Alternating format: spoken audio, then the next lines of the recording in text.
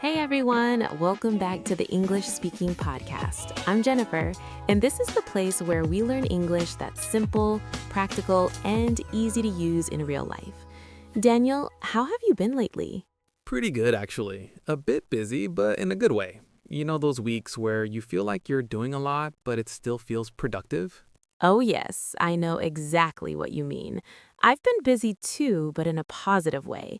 It feels good when you're working on things that matter. Exactly. And you know what's interesting? This is actually how many real conversations start in everyday life. People usually begin with something simple like, how have you been? Or what have you been up to lately? That's true. Real conversations are rarely complicated. They usually start with small, natural questions that help people connect. And speaking of real conversations, let me ask you something. All right, go ahead. I'm curious. When English learners talk to you, is there one grammar topic they usually understand in theory, but they still feel unsure when they actually try to use it while speaking? Oh, yes. Without a doubt, there's one that comes up again and again. Let me guess. Present perfect? Exactly. That's the one. So many learners know the structure, they've practiced it in exercises, they've seen the formula many times. Right. They know things like have plus past participle. They know examples like I've eaten, I've been there, or I finished my work. But when it's time to speak in a real conversation, something strange happens. They suddenly pause and think, wait, should I use this tense here or should I use past simple? And that moment of hesitation creates confusion because then they start asking questions like, is this about the past? Is it about the present? Why doesn't English clearly say when the action happened? That's the exact question many learners ask. They want to know the exact time reference. But here's the interesting thing. Native speakers often don't care about the exact time when they use present perfect. Exactly. The real idea behind present perfect is not memorizing rules, it's understanding the situation. And that's what we want to focus on today. Instead of giving you a long list of grammar rules, we want to help you feel how present perfect works in real life. Because once you feel it, everything becomes easier. You stop thinking like a grammar student and start thinking like someone having a real conversation. By the end of this lesson, we don't want you asking, what's the rule? We want you asking a much better question. What's the situation? Exactly, because the situation tells you which tense sounds natural. And that's how we learn English here on the English Speaking Podcast. Real life, Real feelings. real English. So let's slow things down for a moment and think about a very common sentence that people say every day. Yes, let's take a simple example. Imagine someone says, I finished my work. Now, here's an important question for you as a listener. When you hear that sentence, what do you actually think about first? Do you immediately think about the exact time it happened? Or do you feel that the speaker is trying to tell you something about the situation right now? That difference is exactly where many learners get confused. That difference is exactly where many learners get confused because when they hear a sentence like, I've finished my work, their first instinct is to search for the time. They start thinking, did this happen this morning? Yesterday? A few minutes ago? Exactly. Many learners are trained to focus on time expressions. They want to attach a clear moment to every action. But in real English conversations, that's not always the most important thing. Right. When I hear someone say, I've finished my work, I don't immediately think about the time at all. Same here. Instead, I think about the result. I think about what that sentence means for the situation right now. And that's the key idea behind present perfect. It's not really about telling a story from the past. It's about explaining how a past action affects the present moment. Let's compare two sentences so everyone can feel the difference naturally. Good idea. If I say, I finished my work, it sounds like I'm simply giving you information about something that happened in the past. Yes, it feels like you're describing a completed event. Maybe you're telling me about your day. Maybe you're explaining what happened earlier. But the focus stays in the past. The action feels finished, and the conversation might continue with more details about that past moment. Exactly. For example, if you say, I finished my work, my next question might be, when did you finish? Or, was it difficult? Now listen to the second sentence. I finished my work. That feels different immediately. Right. The focus moves away from the exact time. Instead, the sentence tells us something about the present situation. Usually, the hidden message is something like, I'm free now, or I'm available, or now I can do something else. Exactly. The past action changes the present moment. That's the heart of present perfect. So instead of asking, when did it happen, a better question is, why is the speaker telling me this right now? And that one question can completely change how you understand the tense. Because suddenly, you stop thinking about grammar formulas.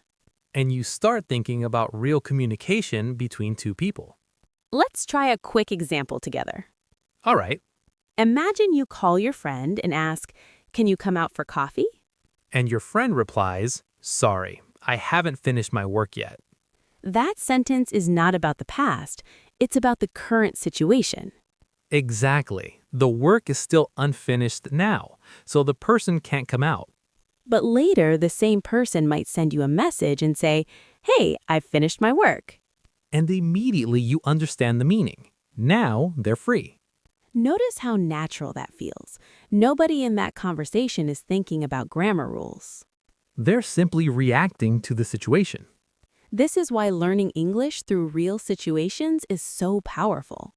Because language is not just structure, it's communication. And once learners begin to notice this connection between past actions and present results, present perfect suddenly becomes much clearer. It stops feeling like a complicated tense and starts feeling like a useful tool. A tool to explain experiences. A tool to explain results. A tool to explain situations that matter right now. Let's explore another interesting example so everyone can feel this difference even more clearly. Okay, I'm ready. Imagine I say, I went to Japan. That sounds like you're starting a story. Exactly. It feels like something that happened at a specific moment in the past. As a listener, I expect more details. Right. You might ask questions like, when did you go? Or who did you travel with? Or what did you do there? The past event feels finished, and now we're just talking about it as a memory. Now listen to this sentence instead. I've been to Japan. Immediately, the feeling changes. Yes, because now you're not telling a story. You're sharing an experience that is part of your life. Exactly. That experience tells me something about you as a person right now. Maybe you know Japanese culture. Maybe you like Japanese food. Maybe you enjoy traveling. So the focus is not the trip itself. The focus is what that experience says about you today. And that's another important way present perfect is used in real conversations. To talk about life experiences. Experiences that shape who we are. Experiences that still matter in the present. And once learners start recognizing that feeling, they begin to hear present perfect everywhere in daily English.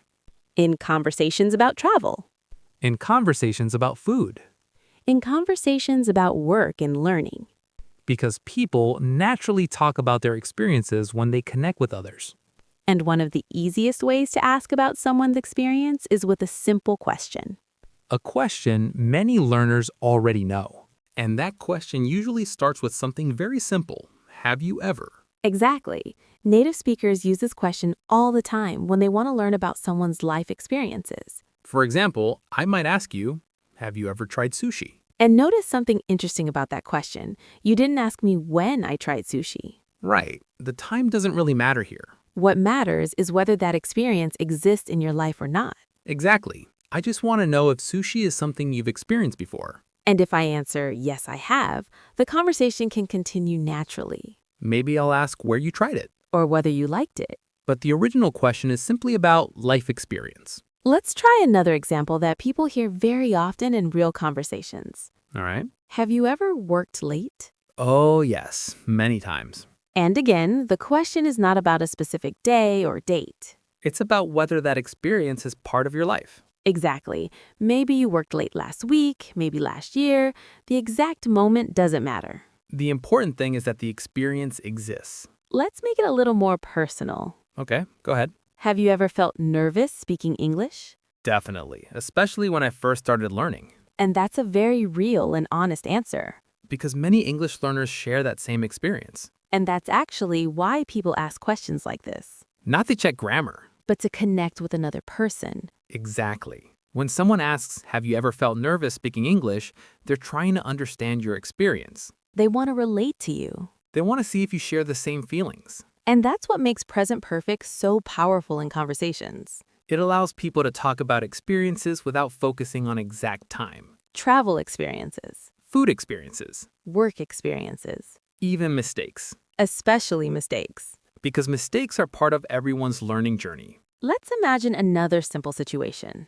Okay. You meet someone new and you want to start a conversation. A very natural question might be, have you ever visited another country? If the answer's yes, the conversation opens up immediately. The person might tell you about their travels. Their favorite places. Or something surprising that happened during the trip. But the original question simply checks the experience. Exactly. And that's why have you ever questions are so common in English. They're simple. They are natural. And they help people connect through shared experiences. Now, let's look at another situation where present perfect appears very naturally in daily life. Imagine you're talking to a friend and suddenly you say, I've lost my phone. That sentence immediately creates a feeling of urgency. Because you're not just describing a past event. You're describing a problem that still exists right now. Maybe you need help finding it. Maybe you can't call anyone.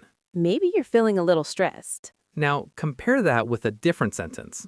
I lost my phone. That feels more like a past story. Yes, it sounds like something that happened before. And maybe the problem is already solved. Maybe you found the phone later. Or maybe you bought a new one. So the situation doesn't feel active anymore. And once again, we see the same pattern. Present perfect focuses on a past action that still affects the present moment. That's why native speakers use it in situations where the result matters right now. When something has just changed. When something important has happened. Or when a situation is still continuing. And speaking of situations that continue, there are two small words that often appear with present perfect and confuse many learners. Those two words are very common in English conversations. And those two words are for and since. Yes, these two words confuse a lot of English learners. Many students think that if a sentence has for or since, it must automatically be present perfect. But that's not exactly true. Right. For and since are not tenses. They are simply time markers. They give extra information about time. Exactly. They tell us how long something has continued or when it started. Let's look at a simple example.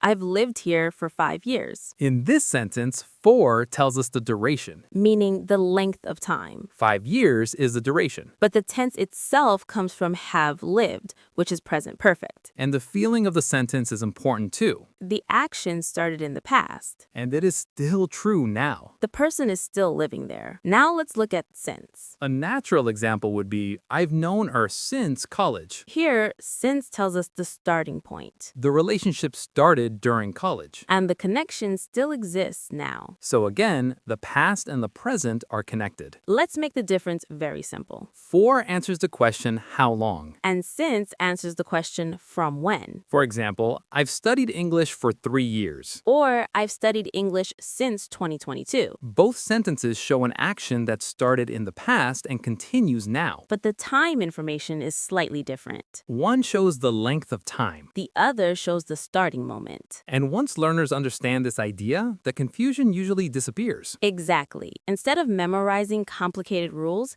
you just need to ask yourself a simple question. Is the action still true now? If the answer is yes, present perfect often feels natural. If the action is finished and disconnected from the present, past simple might be better. And that brings us to something very helpful for learners. A small mental checklist before speaking. Yes, a few simple questions you can ask yourself. These questions help you choose the correct tense naturally. Without overthinking grammar. Let's imagine you're about to say something in English. Before you speak, ask yourself the first question. Is the exact time important? If the time is important, you're probably telling a story. And stories usually use past simple. But if the time is not important, something else might be happening. That leads to the second question. Is this connected to the present moment? Does the past action affect the situation right now? If the answer is yes, present perfect often fits perfectly. Because present perfect connects past actions to the present. Then comes the third question. Am I talking about an experience, a result, or a story? Experiences usually use present perfect, Results that matter now also use present perfect. but stories from the past usually use past simple. When learners start asking themselves these three questions, grammar suddenly feels much more natural. Instead of memorizing rules, you start thinking about situations. And that's how real communication works. Native speakers don't calculate grammar formulas while talking. They simply think about what they want to express, A story, and experience. or a result that matters now. And when you start thinking this way, present perfect stops feeling complicated. It becomes a tool to share your life and experiences. And before we go deeper into the structure of present perfect, there are a few important ideas we should remember. And before we move further, let's remember a few important ideas about the present perfect tense. Yes, these ideas are really important because they help you feel the tense, not just memorize it. The first idea is simple. Present perfect is not really about time. Exactly. Many learners think every tense is only about time, but present perfect is more about connection. A connection between the past action and the present moment.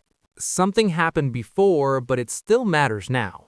The second idea is that present perfect often shows experience. Experiences are things that have happened in your life at some point. For example, I've visited Turkey. When you say that, you're not telling a story about when it happened. You're simply saying that this experience is part of your life. And it tells the listener something about you now. Maybe you know Turkish culture. Maybe you've tried Turkish food. Maybe you have memories from that trip. So the experience becomes part of who you are today. Another common use of present perfect is to talk about results. Results that affect the present moment. For example, I've finished my homework. The important part is not when you finished it, The important part is that now it is done. which means you are free now. Or maybe you can relax. Or maybe you can go outside. The past action changed the current situation. That's why present perfect feels very natural here. Now, let's also talk about recent actions. Sometimes something happened just a moment ago. And that action still affects the present moment. For example, I've just eaten lunch. That means the action happened very recently. And the result is that you are probably not hungry now, Another example could be, she's just arrived. which means she arrived very recently and she is here now. These kinds of sentences are very common in everyday English. And native speakers use them naturally without thinking about grammar. Now, let's quickly look at the structure of present perfect. The structure is actually very simple. We start with have or has. Then we use the past participle of the verb, For example, I have finished. or she has traveled. In spoken English, we usually use contractions. Like, I've finished, or she's traveled.